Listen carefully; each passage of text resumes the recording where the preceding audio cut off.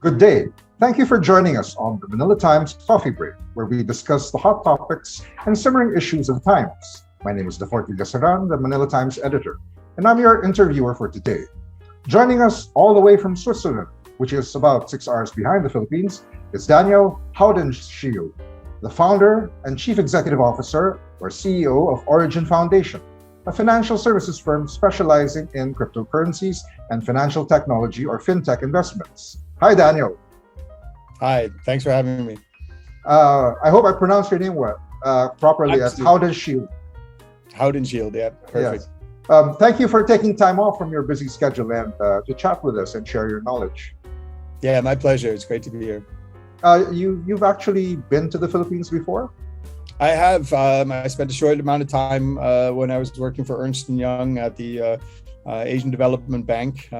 So I know Makati quite well. And then when I was working for Ernst & Young again, we had some programmers there in the programming center, as well as with Deutsche Bank, where we had some operations there. So I've had the pleasure to be in Manila many times. Oh, you've probably seen some of the best places there. Well, first things first, though.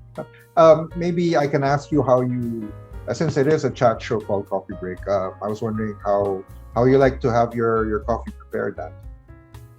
I started off with these machines and with these capsules because I was fascinated. I've always been a bit nerdy, and I have this tech thing, so you can take, and I love the process. And then I was absolutely. It's just perfect for your man cave or something, right?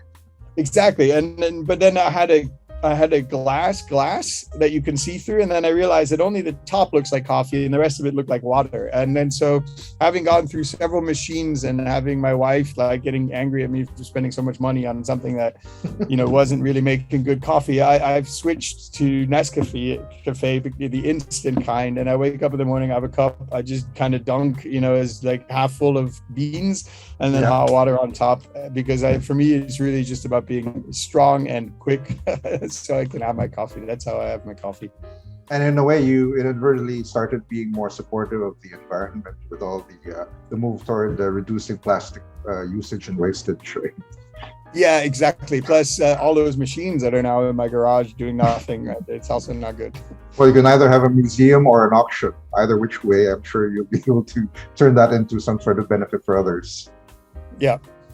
Well, as for me though, I like my coffee strong and black with a touch of chia seeds. If you've ever tried them, they add tidbits of energy to just give a little added kick to your coffee.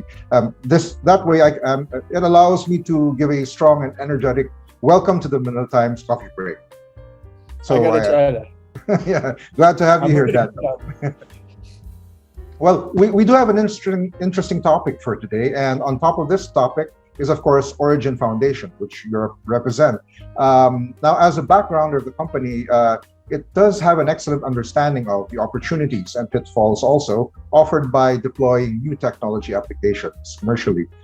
This has allowed you and your company to help other companies navigate financial technology investments successfully, if I understand correctly. Yeah, that's right. Well, allow me to give a little bit background about, for our viewers, about Daniel. Basically, he's had several years of experience. As he mentioned, he's been here under Ernst & Young, and after 20 years of global financial services expertise, there's been a shift in terms of entrepreneurship focusing on blockchain ever since 2015. And as the founder and CEO of Origin Foundation, he has brought applied blockchain adoption to fruition, continuing to work with teams to envisage and translate business challenges into profitable blockchain deployment. So this is why our Coffee Break webisode for today is titled Solid Groundwork for Blockchain Deployment.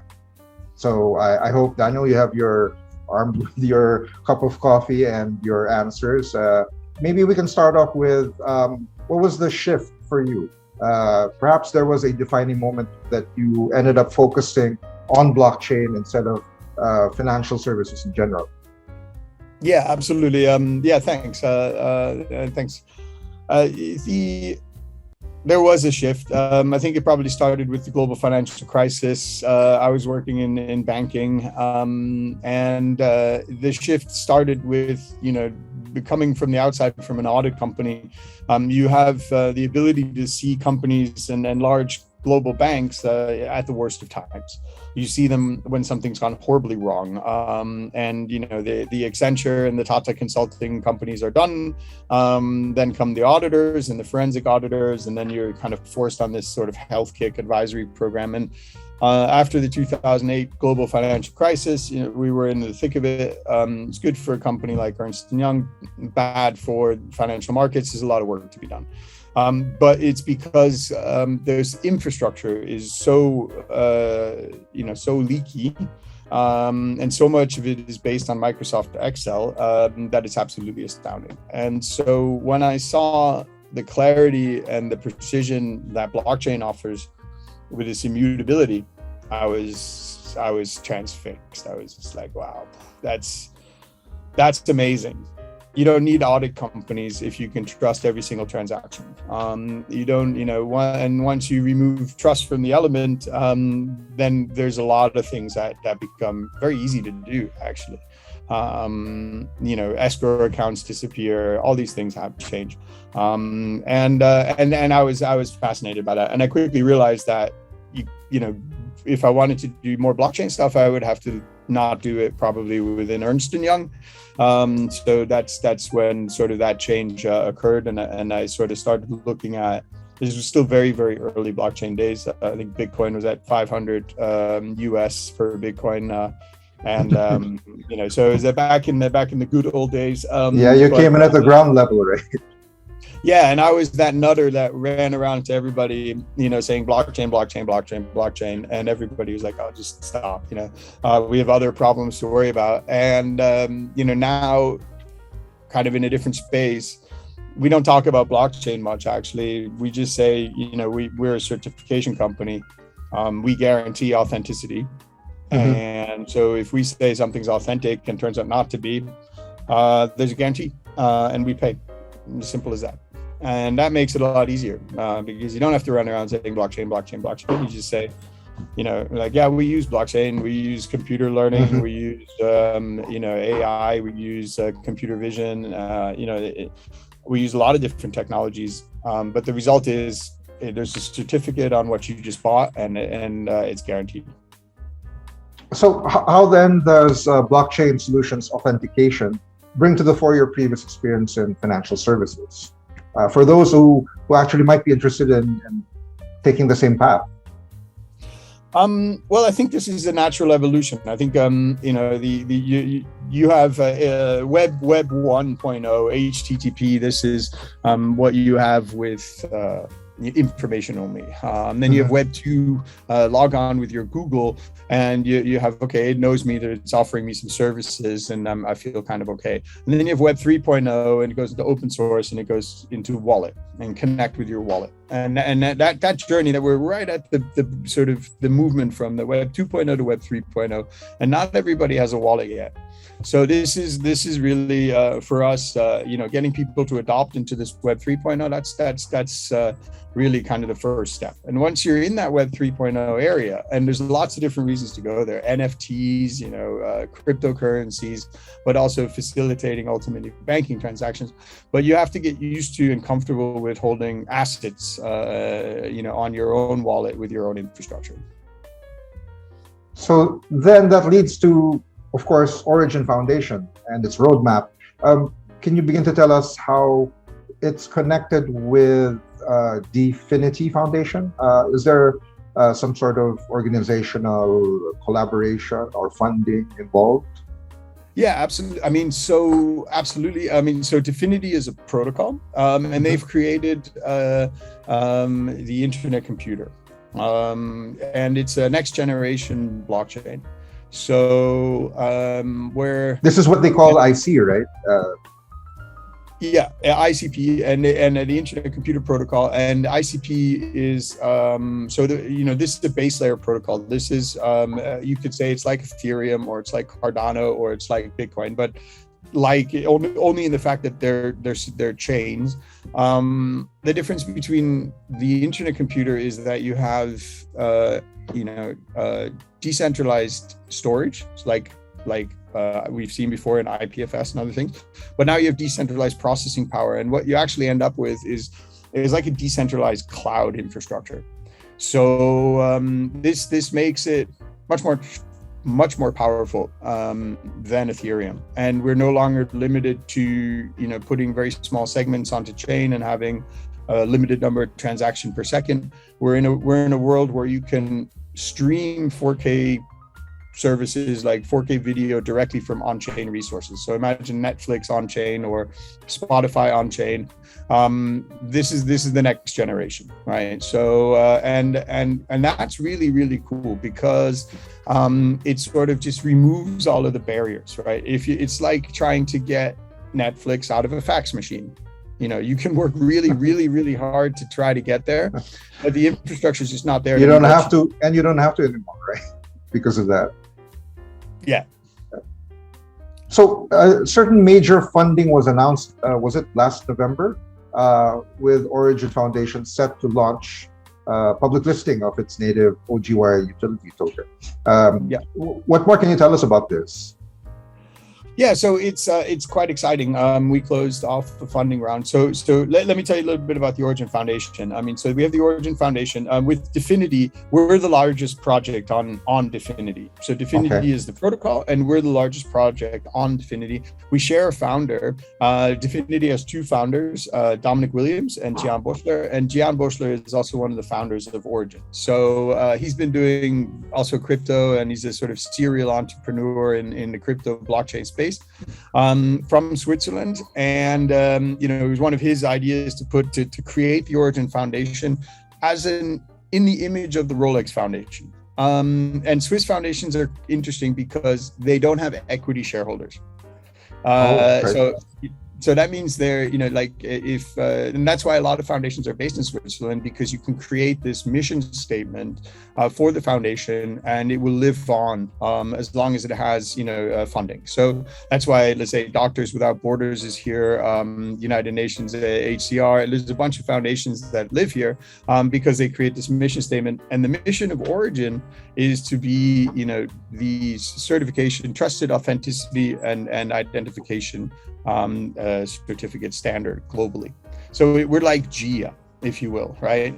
But we do it. So then the foundation creates a company called Origin Enterprise, which is what I run. I'm the CEO of Origin Enterprise. And at Origin Enterprise, our job is to get as many certificates out there, so as we possibly can, so people trust us, to be the standard globally. And the way we do that is there's a whole bunch of different ways, but we do it primarily for luxury goods. And we allow people to identify, those objects and ensure them and authenticate them on chain. And so that's essentially, our main product suite is to offer this, certificate of authenticity for luxury items. And the more we make, then the enterprise makes money. But because the foundation is non-for-profit, then it goes back and it buys those tokens back and destroys them. So that means there's less and less tokens in circulation, meaning everybody who somehow participated in the ecosystem benefits from that. And when we say we closed a major investment round, I think it was interesting, just not because of the sum of money raised, but because of the people who invested. For some of them, it was their first token investment. They always normally did equity investments. And when we said there's no equity in this, you just have to trust the token, then there was a bunch of lawyers involved that were very confused. Who's the counterparty with the blockchain? I'm like, well, there isn't any. It's immutable. It's on chain. And so, but they got through that learning experience, which is great. But it preserves the integrity of the institution for a couple of reasons. Because like Walmart can't come in and go ding dong, hi, here's $500 million. We'd like to be luxury. We'd like to be a luxury ecosystem participant. Be like, well, you can't. It's not our gift to give. You have to ask the foundation, and it's governed by the foundation, and they have a mission. They're probably going to say no. So because and that creates something which people can trust, and that's the whole thing about everything that we do is trust in that certificate. If I may, you mentioned the foundation's mission. I quote, it's identify, authenticate, and unlock the powers of ownership for the world's most valuable assets. So for non-fintech investors, could you, like the lawyers that had to go through this learning curve, could you explain the mechanisms, or what broad picture can you paint for us, and of course the concurrent benefits that go with this? Yeah, so let's start. We started with watches. I'm here in Neuchâtel. I think within 500 meters in a couple different directions. We've got the likes of Omega, Rolex, Audemars Piguet, and it's literally called the Valley of the Jewels. Yes. There. So we have a lot of luxury watchmakers and a lot of very high precision mechanics. And in this space, traceability post sale is something that people have been talking about for since the creation. I mean, masterpieces get sold on the primary market, and then sometimes they get sold almost immediately on again, because most of these manufacturers have a very scarce, they're limited series, limited runs, yes. And so the secondary market is bigger than the primary market because the watches often get traded and there's a resale value. But most manufacturers lose track of where those watches are. So if there was some way that you could find a watch in an easy way and be guaranteed that watch is the same watch that you've seen previously, well, wouldn't that be nice? But who do you trust, and how do you do this? And so what we do is we use ultra high resolution images that we capture of the items, and we use machine learning and artificial intelligence to get to a point of machine understanding, to do kind of what you could call facial recognition of watches, and not just recognize, okay, that's a Rolex Submariner, but to say, okay, that's your Rolex Submariner, and you should bring it in for service again because the last time you were here was 3 months ago, and that creates a wonderful opportunity, because now, without a barcode, without a radio ID chip, just on the basis of the biometrics of the object, we can identify down to precision with the serial number, your object.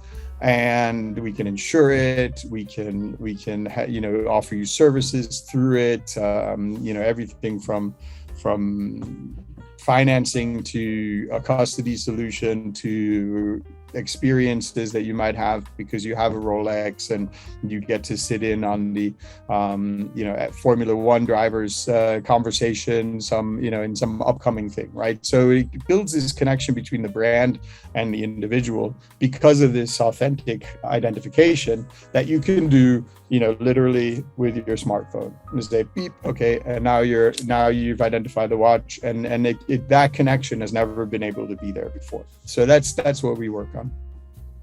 So that's great. You use OGY to create and transact certificates of authenticity on the platform of origin, if I understand correctly.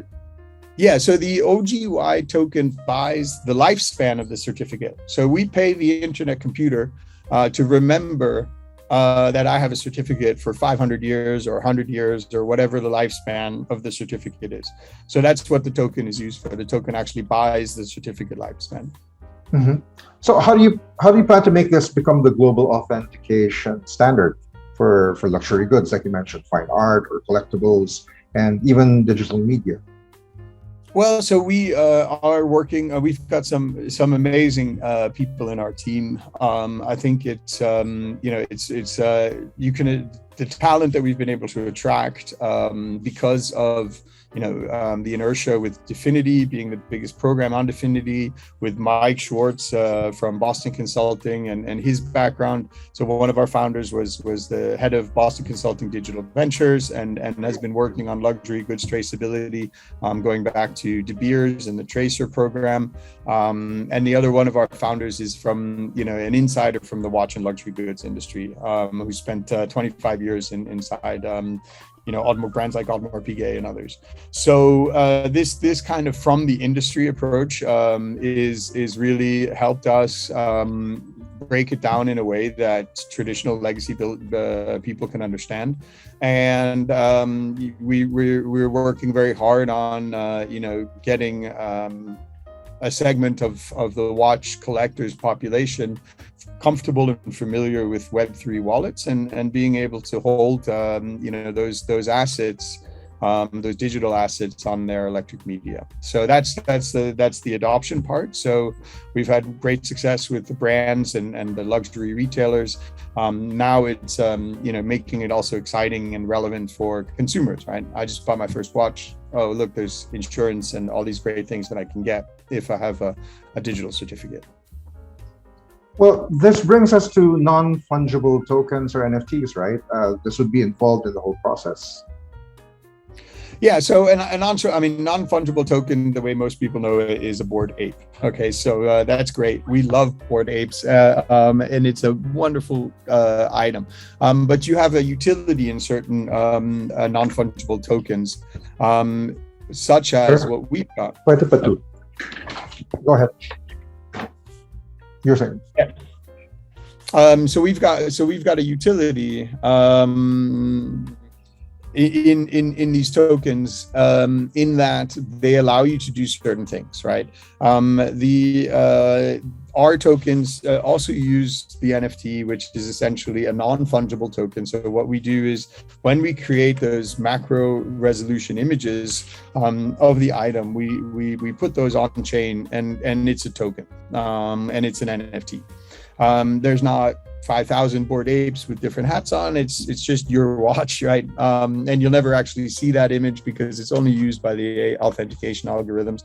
But that's the NFT technology. Now, because it's NFT technology, it also opens the possibility to do a whole bunch of really cool stuff, like offer a virtual tour of a museum, offer a highlights reel of a sporting event, offer access to an upcoming sporting event or experience that you can experience because it's an NFT. And of course, it can also be worn and used in any virtual metaverse universe, and you can build in a scarcity there. So if, for example, you have among crypto people, the Snoopy Omega is one of the or the Omega Snoopy is one of the quintessential watches to own.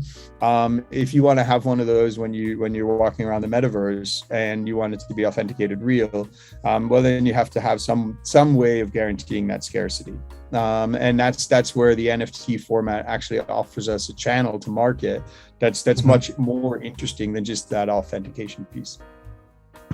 I see. So in terms of the OGY token, you had a pre-sale of it, I think, in 2021. How did that perform?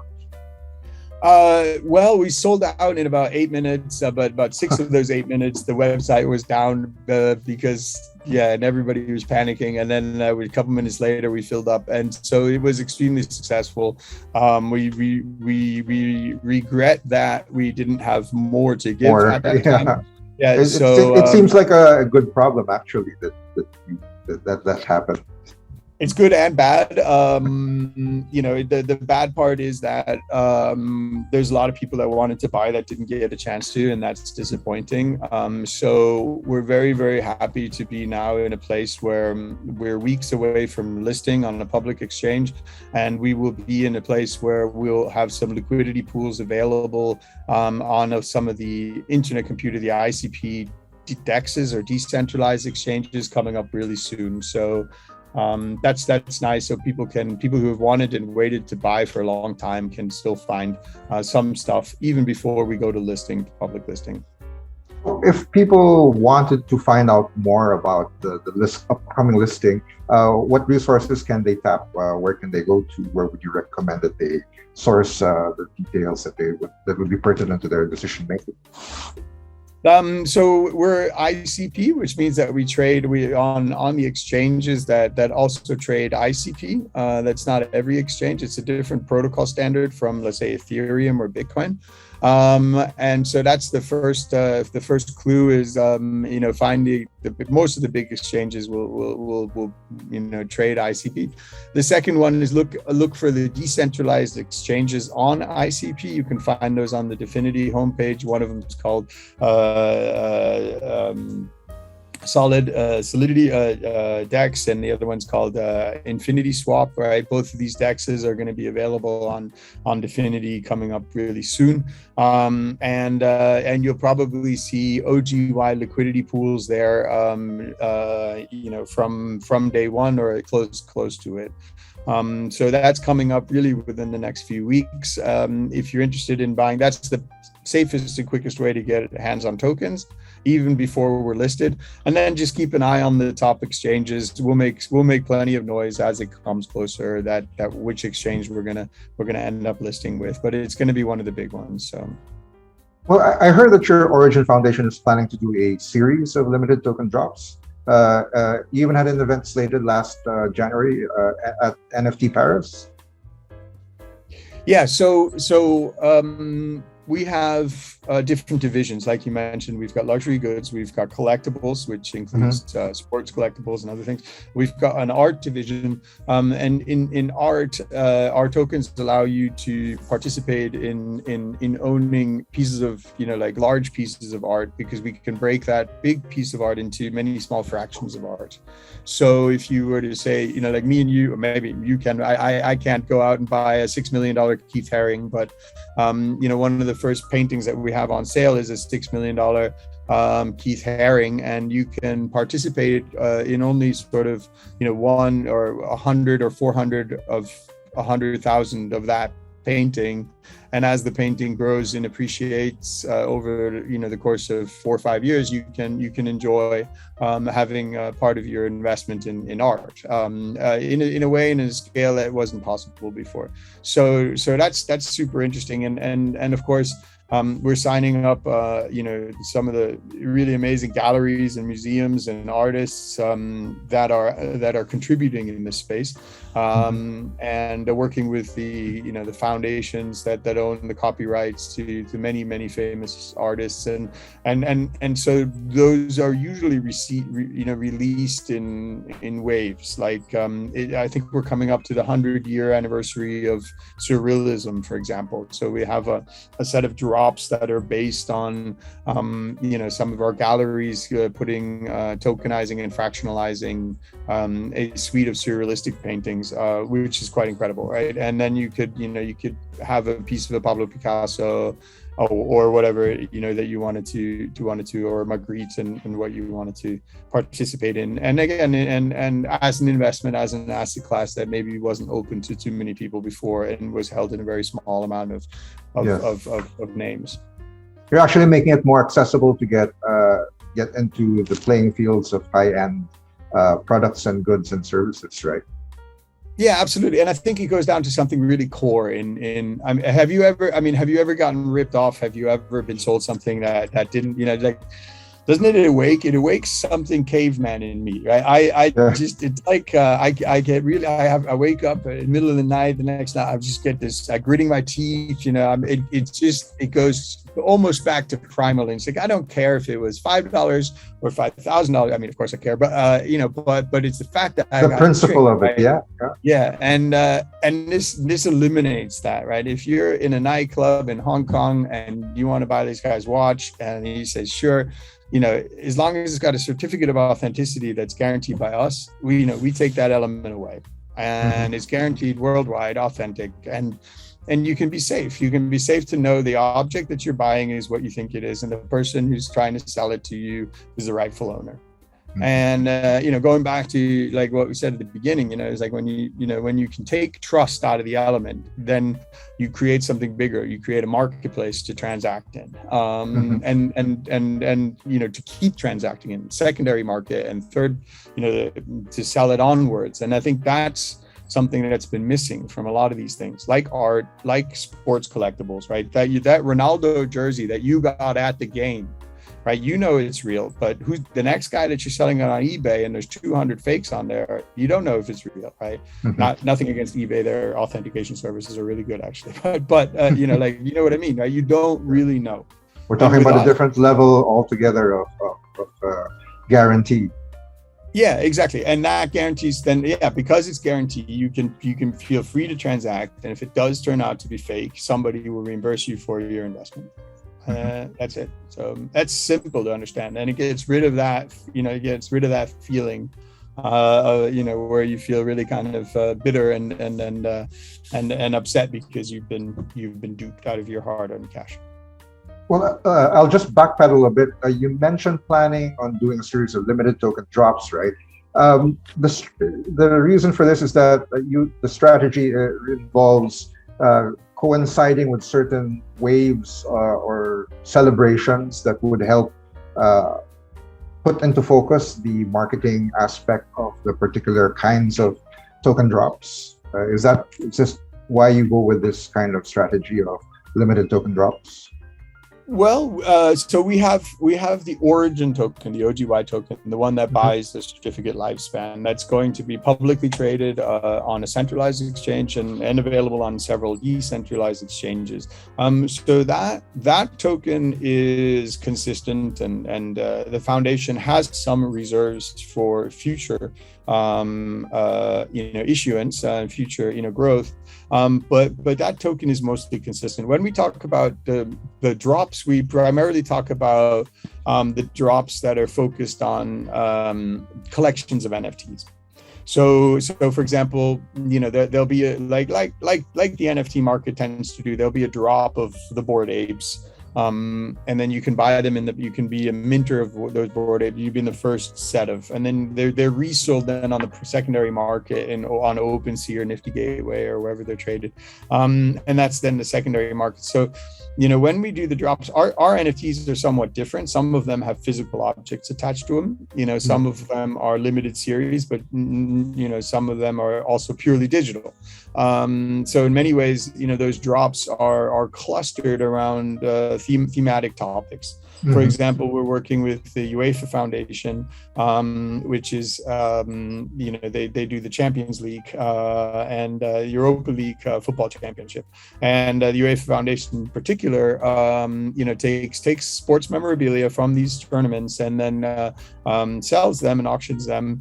And then he takes that money and gives it to refugees and helps children, find some structure in these refugee camps. So great cause. We really love working with them. And they said, look, is there a way, we have these objects from the game, is there a way you can take some of the passion of the game and then bring it to these objects and maybe have more value for the sports fan that buys them? And we said, sure. I mean, that's what the NFT format really allows us to do. So we'll have the shoes that were worn by a player in his last day on this club, and with a story and a personalized message from him to the owner. So it mixes the physical object which you can then own with a digital media highlight library that you can show your friends in 4K video, and it's all part of the NFT that you own. And it becomes much more than just the shoe, and that becomes then tradable and collectible. So you can have the shoe, the jersey, the shirt, and the whole, and then you get more stuff given to you because you have that collection. So these are that's the kind of evolution that we see in that space. So yeah, that does sound exciting. You're not just buying an item, you're buying an experience, a whole 360-degree experience almost. Including future experiences, right? So, which could include participation at a game, or being able to, be allowed in special VIP access in the tournaments and stuff like that. So that's true. It's not a static thing, right? It can grow, it can be changed, and so forth. Yeah, and then if you're a fan of football, then you have these player sports cards, and the cards, you collect them and you try to fill the book when you have the tournaments, and this is a little bit the digital representation of that, and it's a fantastic place to be. But you also have this kind of physical side of that thing, right? Mm-hmm. What does your company mean when it launches its products across verticals to the world? How does that translate to? Sorry, can you say the question again? What does it mean when your company says it will launch its products across verticals to the world? We have you have four industry verticals, if I understand correctly. yeah, exactly. So the scope of origin is limited, and we have an ecosystem within each one like this. So in luxury, we have ecosystem participants who help us authenticate goods in the luxury space, and those are primary manufacturers, certified pre-owned retailers. The whole ecosystem plays a part in that space, including things like sustainable luxury and other initiatives.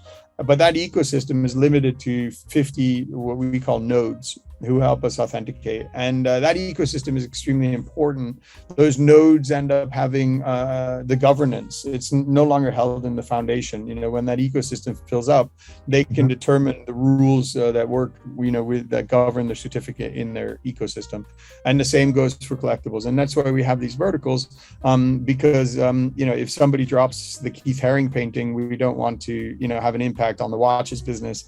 So we needed to segregate the areas of risk, because ultimately, like I said, it's a very boring company. We make certificates, and we take balance sheet liability with those certificates, and we try to insure and underwrite the rest with the people in insurance and underwriting. So, so we have to have a legal entity structure underneath enterprise where we have verticals, and those are also limited. So when we say we offer services across those objects, then, for example, we work with insurance companies in order to insure the products that we have, so that if you buy a watch and you want insurance, you have 30 days free, and then you get you have the option to extend that insurance that you walked out the shop with. But that works in collectibles just as well as it works in luxury goods, right? So when we offer services, then we try to get those things that the consumer wants, that accompanies their luxury experience, and we try to get those services out to the consumer.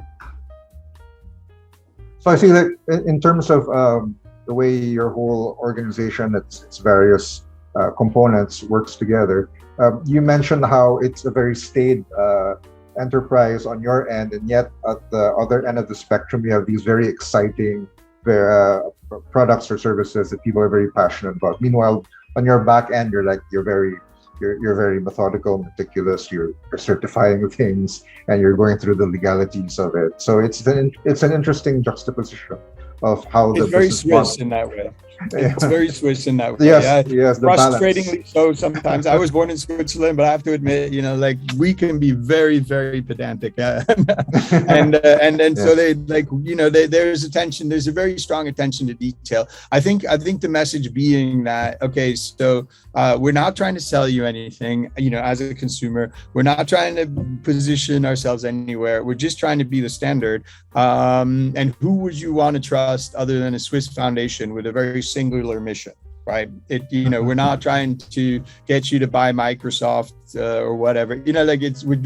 We're just there to do one thing, and that is to guarantee the authenticity. Now, what brands and other people can do on top of that authenticity, that's a wonderful thing. That's up to them. That's up to the UEFA Foundation. That's up to the Players' Rights Association. We just signed with the Kobe Bryant family, for example, right? So I know you guys in the middle use super basketball, which is amazing, right? And so we have we're going to get some amazing memorabilia from the Kobe Bryant Foundation and family office. Sure, a lot of people will be happy about that. Yes. Yeah, exactly. And then you can know it's really his stuff, right? So, and there's a lot of guys out there in California and other spaces that would love to sell, in the Philippines and in Hong Kong and in Shanghai, but they just don't have the mechanism to do so without fearing that they're going to get ripped off and that they're going to get copied. And, all the holograms in the world aren't going to help you in those spaces, right? So, right. So how does an organization such as yours, you might call it like a medium-sized one, do you still have a staff complement of about 60 people or so? How do you secure such high-profile partnerships with the largest brands, given your lean and mean team? Lean and mean. We have great founders. That's really that's amazing. So we have this wonderful network from Definity. all of the people from that helped that company go. There's Anderson Howard's, Polychain Capital, all of it, and then we've been able to attract, because of the foundation, and I think the relatively simple mission. This is the provenance use case in blockchain. It's probably the oldest use of blockchain is, where did something come from, right? And so that's, everybody gets that. And I think it's also, we're right now at the onset of several different things coming together. You couldn't have done this with Ethereum, because for the same reason that you couldn't have gotten Netflix out of fax machines. So you need a second generation blockchain. You need, the things that we're doing now work with iPhone 13. They don't work with iPhone 12. The image stabilization was just not there yet, right? Goodbye, iPhone 12. Yeah, you can't, right? So I mean, here we have macro image stabilization with the Google Pixel 6, for example. You got a 48 megapixel camera. There's been an advance in the phone technology to be able to take these images that we need for authentication that wasn't there before. There's been advance in the blockchain to store high resolution images that wasn't there before, and of course, then the wrapping it in a Swiss foundation makes it something trustworthy, and you get that kind of wholesome goodness out of it. And then if you put that all together, I think the onset of Web3 and people really kind of getting, realizing that crypto is not going away. That's saying, okay, well, let's try investing in some of these companies. And I think at that point in time, those things came together and helped us out quite a lot. And it shows by some of the people that invested in us. Like I said, there's the first blockchain investment, and they have been, and others have been there from the beginning, like Polychain Capital with the Beacon Fund, and Vector, venture capital out of Hong Kong. They've been in crypto so long. They're really instrumental at founding it. So we have everything from the sort of newbie to the old school crypto guys, which is really great. Well, it does seem like it's all working out pretty well. You have like right behind you, I see you have Origin Luxury, the banner right behind you. Maybe you can tell us more about Origin Luxury, and of course there's Origin Collectibles and Origin Digital Media, on how we can differentiate how they're interconnected, how they work together, how they work individually or uniquely from each other also. Yeah, so each one, this is the luxury room. We've got some other meeting rooms, so we have some other backdrops. Luxury is focused primarily on luxury goods, beginning with watches, but extending into handbags, and there's actually a whole ecosystem put together there for luxury goods. So in that space, the authentication works. Digital media, it's slightly different. Here we're talking about the right to play and the right to show something. So that could be a song, that could be a movie. So if you had the ability to take your entire song library and you're David Bowie, and you could go through Spotify to get you to your listeners, or you could put it directly on chain, and every time one of your fans wants to download it, you earn something, and you execute the middleman. So this entitlement to playback is extremely exciting. And then in the art space, like I mentioned, we do fractionalized ownership. And in the collectible space, we have some fantastic sports memorabilia, and fantastic. They're so fantastic, actually, that we call them impossible things, which is also the name of the marketplace that you'll be able to transact on them. And that's there's some news out there for the Impossible Things marketplace, which is coming up soon.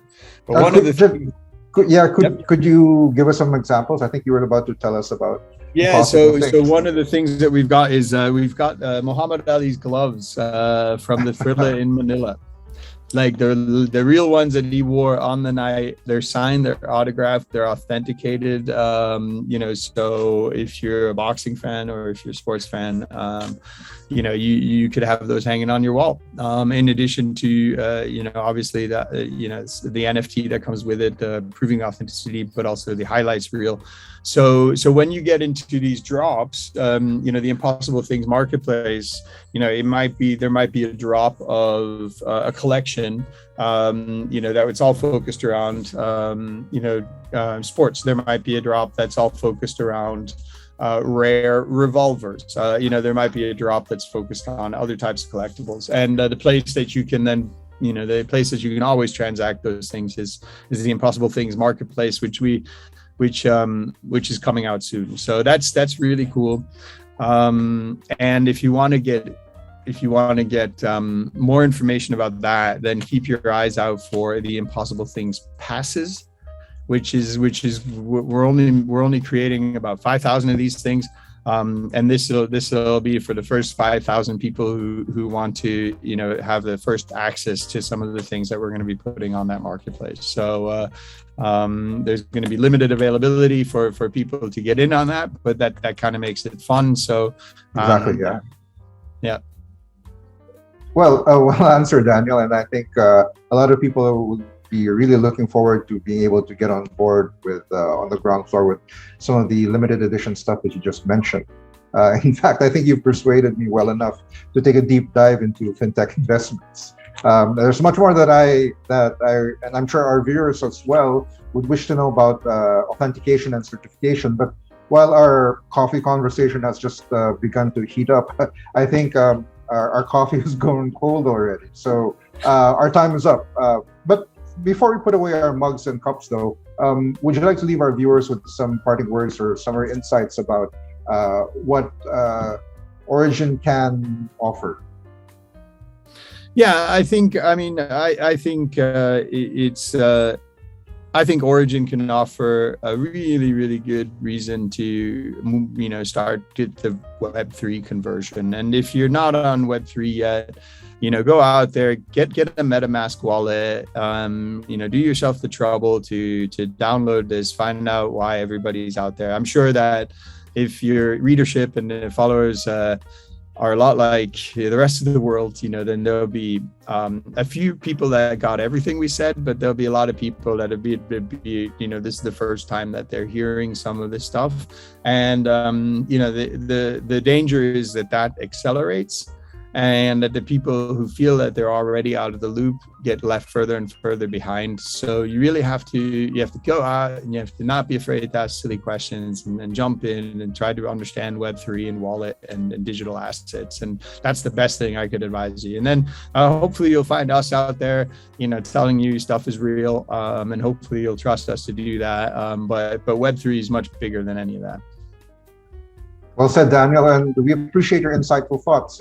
We hope to have you again on the Manila Times Coffee Break. Yeah, thanks a lot for the time. I really enjoyed being here. That was Daniel Howden-Shield, and he's the founder and CEO of Origin Foundation, a fintech investments certification and authentication company. And it's a wrap. I'm Dafort Villasaran, thanking all our viewers. We hope you enjoyed the Manila Times Coffee Break webisode titled Solid Groundwork for Blockchain Deployment. Have a solid day ahead. Thank you.